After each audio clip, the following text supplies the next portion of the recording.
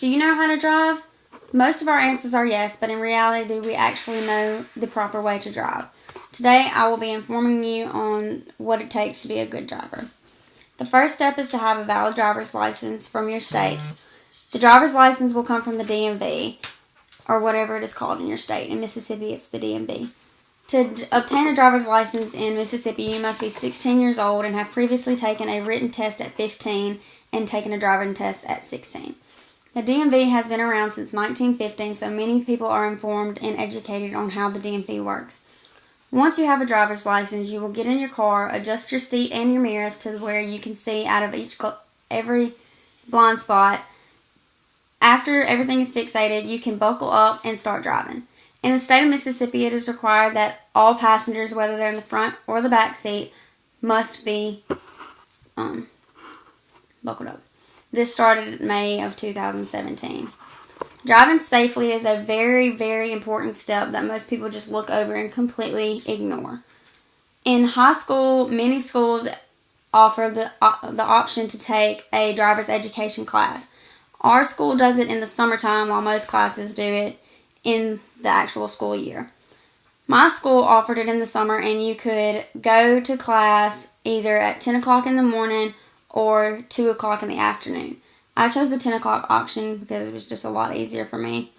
You can, you go to the class, you watch short films, take tests on the films, and the teacher will tell you and give you study guides, so at the end of the year, you will be able to pass the big test that they give you, so you can give it back to your insurance, and they actually take off a little bit of money off your insurance at the end too. Once we passed all of the written tests, we could move on to the simulation test, where we would actually go across the street to the little simulators and drive fake little simulated cars, and they would take off points if we hit something, if we ran a stop sign, if we ran a red light, and you wouldn't know that you did it, but your car would know it. Your car would cut off if anything like that happened.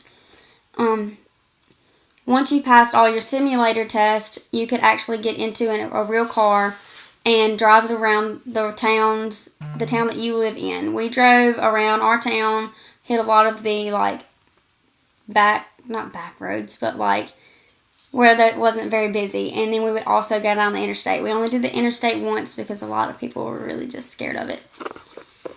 On the after buckling up in your car, you can crank it and start to drive. Once you're driving, you need to make sure that you're paying full attention to what you're doing. If you're backing up, most people recommend that you put your right arm on the back side of your passenger seat, turn around and look out of your back glass as you're backing up. Once you have fully backed up out of your parking spot, you can then proceed to go to wherever your destination is.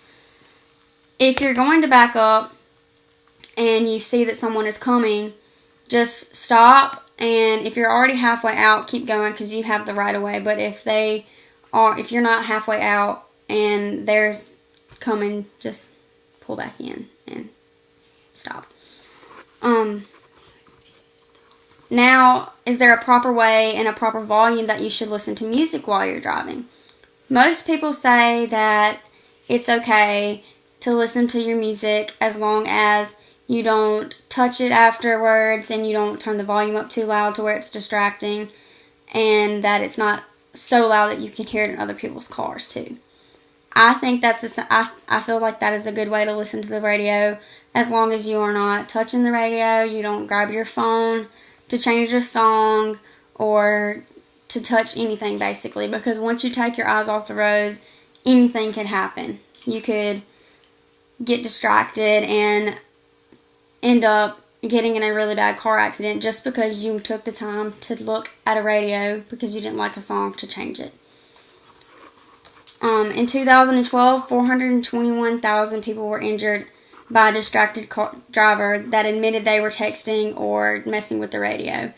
And I believe it was 6,000 that had actually been killed. In conclusion, always pay attention to what you're doing in your car, know the rules of the road, and know your car, because you never know what you'll be faced with when you're on the road.